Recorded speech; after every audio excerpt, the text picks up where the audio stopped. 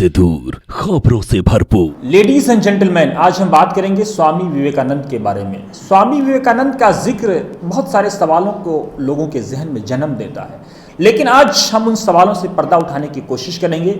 इससे पहले मेरी आपसे विनती है कि अगर अभी तक आपने हमारे YouTube चैनल को सब्सक्राइब नहीं किया है तो आप फौरन सब्सक्राइब कर लें।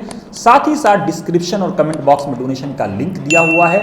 आप वतन समाचार को डोनेट करें ताकि हम बिना रुके, बिना थके और बिना झुके आप तक सही और सच्ची और सटीक जानकारी पहुंचाते रहें। अब बात मुद्दे की, स्वामी विवेकानंद के बारे में। Sister and brothers of America 11 सितंबर 1893 को जब शिकागो में आयोजित विश्व धर्म सम्मेलन में स्वामी विवेकानंद ने इन शब्दों से अपने भाषण की शुरुआत की तो तालियों की गड़गड़ाहट से पूरा हाल गूंज पड़ा।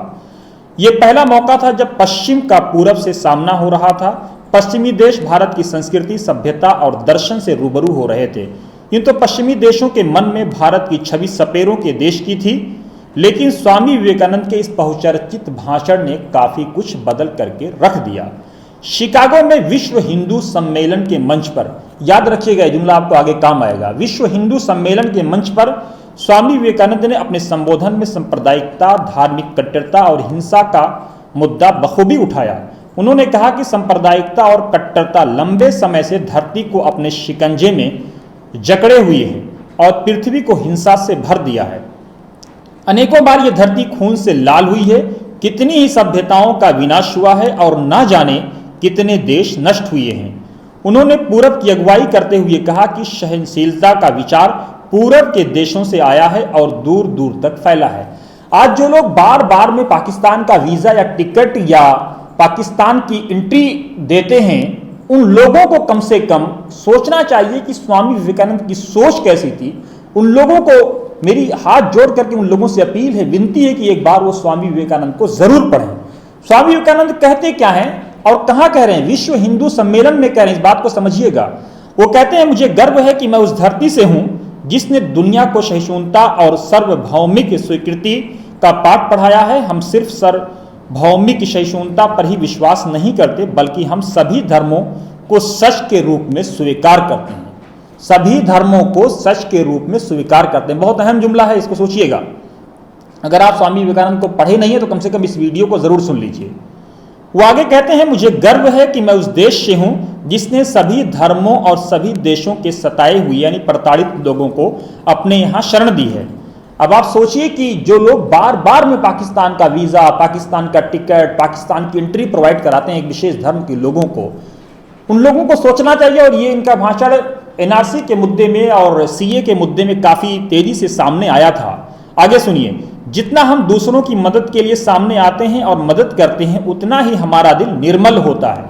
क्या होता है? निर्मल होता है, साफ होता है। ऐसे ही लोगों में ईश्वर बसता है।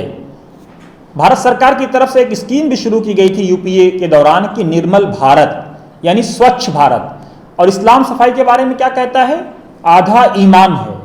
और स्वामी जी सफाई के बारे में क्या कहते हैं कि जो लोग अपने मन को साफ रखते हैं, निर्मल रखते हैं, ऐसे लोगों के मन में ईश्वर बसता है। अब लोगों को सोचने, समझने और जानने की जरूरत है।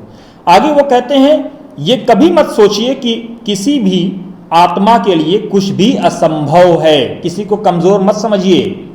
ऐसा सोचना सबसे बड़ा अधर्म है। खुद को या दूसरों को कमजोर समझना ही दुनिया में एकमात्र पाप है। वो आगे कहते हैं, जब तक तुम खुद पर भरोसा नहीं कर सकते तब तक तुम खुदा या भगवान पर भरोसा नहीं कर सकते।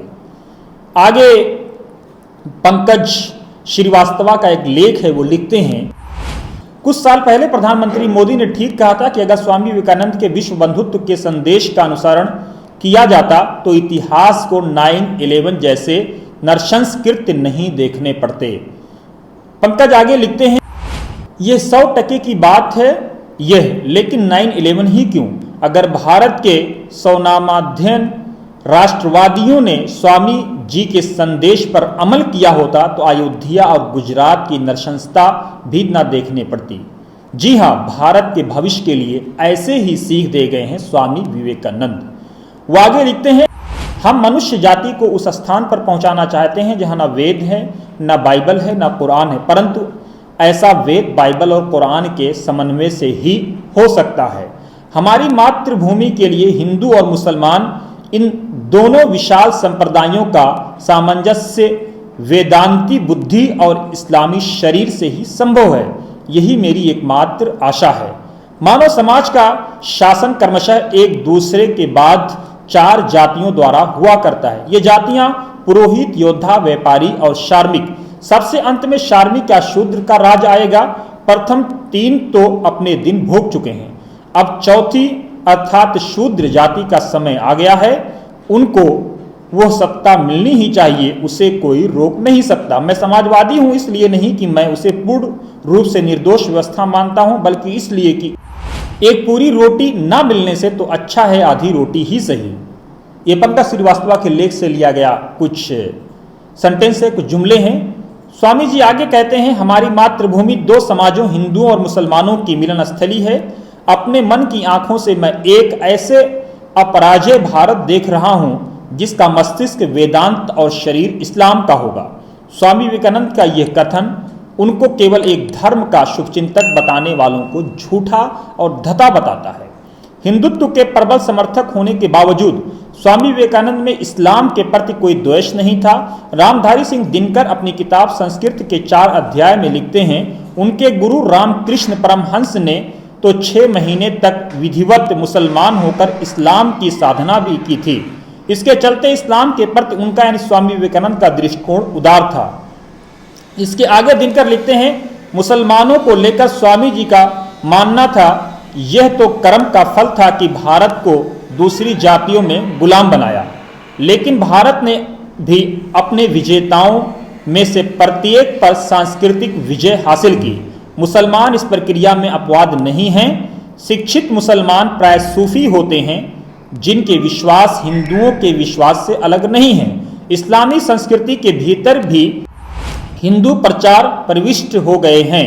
विख्यात मुगल सम्राट अकबर हिंदुत्व के काफी समीप था। ये द प्रिंट की रिपोर्ट है। स्वामी विवेकानंद का एक और कोट काफी अहम है, वो हमसे रोटी मांगते हैं, हम उन्हें पत्थर देते हैं। भूख से पीड़ित जनों के गले में धर्म उड़ेलना उनका अपमान करना है। भूख से अधमरे व्यक्ति को अधर्मिक सिद्धांतों की घुट्टी पिलाना उसके आत्म सम्मान पर आघात करना है। मैं आप लोगों को अंधविश्वासी मूर्खों के बजाय पक्के अनीश्वरवादियों यानी एथीस्ट के रूप में देखना ज्यादा पसंद करूंगा। स्वामी विवेकानंद का एक और कोट है जो मुसलमानों के लिए काफी अहम है। मुसलमानों को इस पर बार बार नहीं 100 बार गौर करना चाहिए। स्वामी कहते हैं, मोहम्मद सल्लल्लाहु अलैहि वसल्लम इंसानी बराबरी यानी इंसानी भाईचारे और तमाम मुसलमानों के भाईचारे के पैगाम्बर थे। जैसे ही कोई व्यक्ति इस्लाम स्वीकार करता है, पूरा इस्लाम बिना किसी भेदभाव के उसका खुली बाहों से स्वागत करता है, जबकि कोई दूसरा धर्म ऐसा नहीं करता। हमारा अनुभव है कि यदि किसी धर्म के अनुयायियों ने इस इंसानी बराबरी को दिन प्रतिदिन के जीवन में व्यवहारिक स्तर पर बरता है तो इस्लाम और सिर्फ इस्लाम के अनुयायी हैं। मोहम्मद सल्लल्लाहु अलैहि वसल्लम ने अपने जीवन आचरण से यह बात सिद्ध कर दी कि मुसलमानों में भरपूर बराबरी और भाईचारा है। यहाँ वर्ण, नस्ल, रंग या लिंग के भेद का कोई प्रश्न ही नहीं है।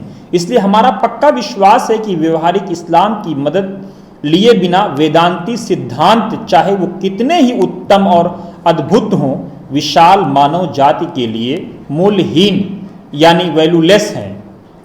अब आप सोचिए कि स्वामी विवेकानंद के इन कोट के बारे में जो लोग स्वामी विवेकानंद को एक धर्म विशेष से जोड़ने की कोशिश करते हैं, या एक धर्म विशेष के लोग जो स्वामी विवेकानंद के बारे में नहीं जानते, जिन्होंने स्वामी विवेकानंद को नहीं पढ़ा है, हमारी उनसे विनती है कि वो स्वामी विवेकानंद को पढ़ें। उनके अगर पूरे ख्यालात से आप संतुष्ट नहीं हो सकते हैं तो कुछ ख्यालात से तो आप जरूर संतुष्ट होंगे, लेकिन आप पढ़ें।